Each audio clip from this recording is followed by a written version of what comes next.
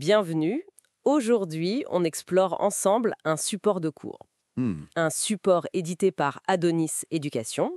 Ça a l'air très orienté formation en communication, genre BTS, vous voyez? Oui, tout à fait. Le contenu semble très ciblé pour ce type de cursus. L'idée, c'est d'en tirer la substantifique moelle, pour savoir comment on pilote une stratégie de com efficace. C'est ça, distiller l'essentiel. Au menu, mesurer ce qui marche vraiment. Important ça. Comprendre le cadre légal, éthique, pas toujours simple. Non, c'est clair. Et puis, quels outils on utilise sur le terrain concrètement? Alors, on y va. Allons-y. Commençons par le début, mesurer le succès. Le cours, il insiste pas mal sur les KPI, les indicateurs clés de performance. Ah oui. Alors, c'est quoi le point essentiel là? Les KPI, c'est un peu la boussole, quoi. Sans ça, on avance un peu à l'aveugle. D'accord. Ce sont des chiffres, des métriques très concrètes pour vérifier si on atteint nos objectifs. Par exemple? Par exemple, le fameux taux de conversion. Vous avez 1000 clics sur un email et ça donne 50 achats. Ben voilà, 5% de conversion. Ok. Ou la portée sur les réseaux sociaux, combien de personnes uniques ont vraiment vu passer le message. Mhm. Et ce que disent les sources citées, comme le blog du modérateur ou Co-Marketing News, c'est vraiment l'alignement. C'est crucial. L'alignement, c'est-à-dire?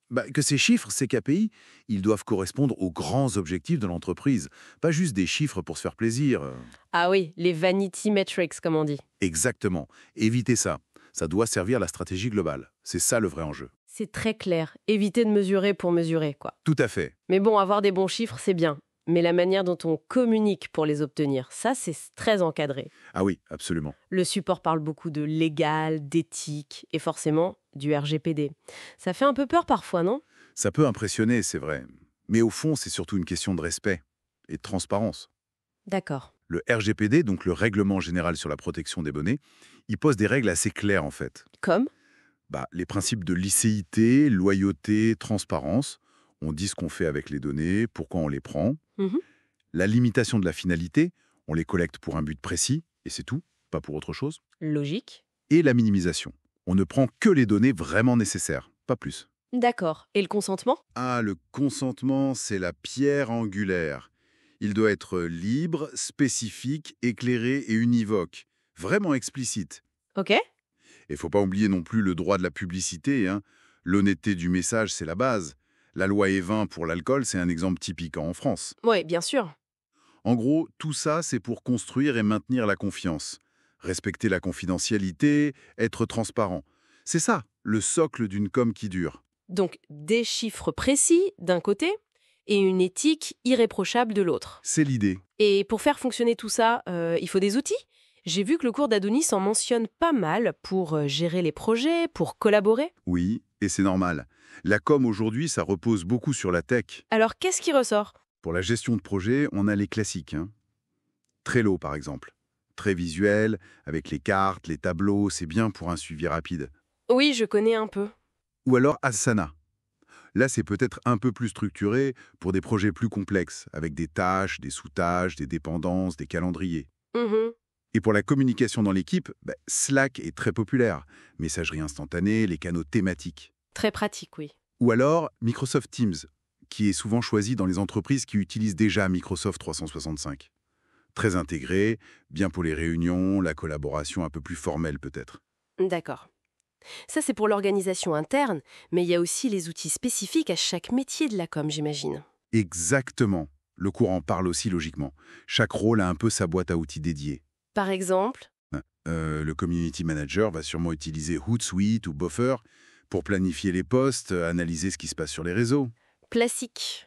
L'expert en SEO, lui, il va passer sa vie sur Google Analytics ou SEMrush à analyser le trafic, les mots-clés. Indispensable pour le référencement. Le chargé de com qui gère les campagnes email, il utilisera peut-être Mailchimp ou un autre outil similaire. Mhm.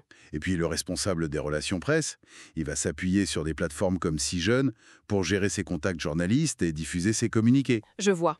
Ça montre bien que... Oui, ça montre que maîtriser ces outils, c'est devenu une compétence vraiment clé. Mhm. Et ça renvoie à l'importance de la formation continue, ce que le support souligne aussi. Les certifications Google, HubSpot, les formations professionnelles. Faut rester à jour. Tout à fait logique. Bon, si on essaye de résumer un peu tout ça, Vas-y. pour bien piloter sa communication, il faut 1. Des indicateurs clairs, bien choisis, alignés avec la stratégie. C'est ça. 2.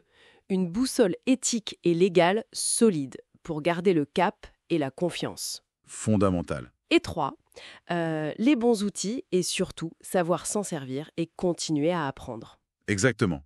Maîtrise technique et développement constant. Ce support d'Adonis Éducation, il donne un bon aperçu de tout ça, on dirait. Oui, il pose de bonnes bases.